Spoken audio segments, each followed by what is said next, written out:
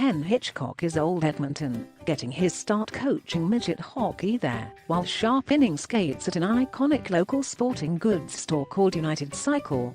He learned to coach watching the legend Claire Drake run practices at the University of Alberta, and even when coaching teams across the National Hockey League.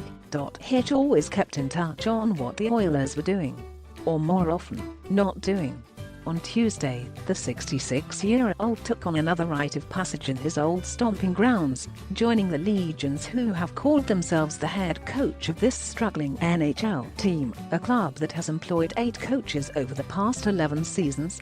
Head coach Todd McLellan was fired Tuesday, on the morning of the Edmonton Oilers game at San Jose, having made it 20 games into year 4 of a 5-year deal. He was unable to make chicken salad out of a roster that has been clinically mishandled by general manager Peter Chiarelli, and paid the ultimate price. McLellan has this year and next left on his contract, at $3 million per season. As the old saying goes, another woeful Oilers season might not be McLellan's fault, but it is his problem. Or, rather, was his problem. Frankly, it was time for a change here, where even one of the league's top coaches had run out of answers. Somehow, McLellan could not win with one of the weaker defensive core in the NHL, a crippling lack of depth scoring up front, and an .888 save percentage from starter Cam Talbot.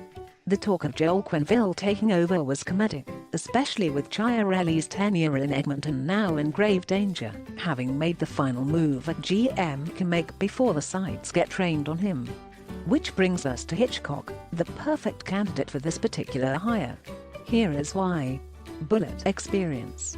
Only 4 coaches have worked more than Hitchcock's 536 games behind an NHL bench.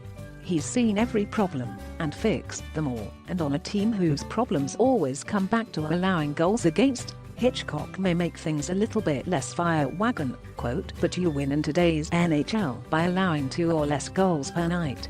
Period. Bullet commitment. Hitchcock's contract goes through the end of this season, then both sides will re-evaluate. With the GM in limbo, there isn't another established coach out there who would sign a 3 or 5 year deal, not knowing who their boss might be next year.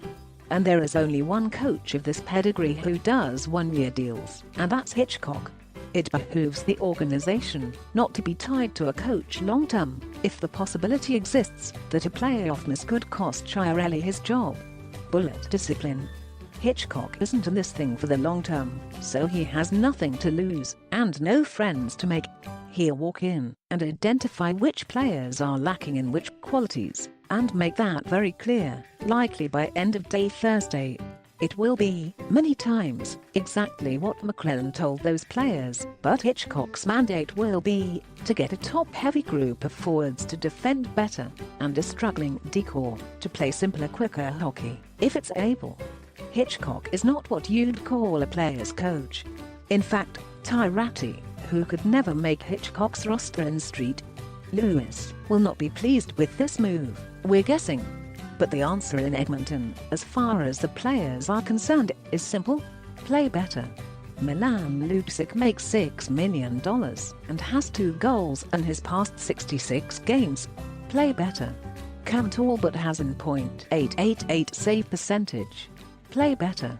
The support group of forwards, Judge Hakira, Zach Cashin, Kyle Brodziak, Ryan Spooner etc., are simply not giving enough support to a superstar in Connor McDavid, who has been in on 28 of 57 Oilers goals scored. Darnell Nurse has been a liability at times, in a year where it looked like he would take a big step forward. Oscar Klefbom needs to pull the trigger on the power play more often, to ward off the predictability we see in that unit. Matt Benning has to progress, not regress. Play better. The new coach won't be the same as the old coach. Not completely. But he'll ask for the same commitment, and I know one of his favorite terms is dig in. As in, don't tell me you're trying as hard as you can. There's more. There is always more, and Hitchcock always asks for more. Now we'll see if this roster has more to give.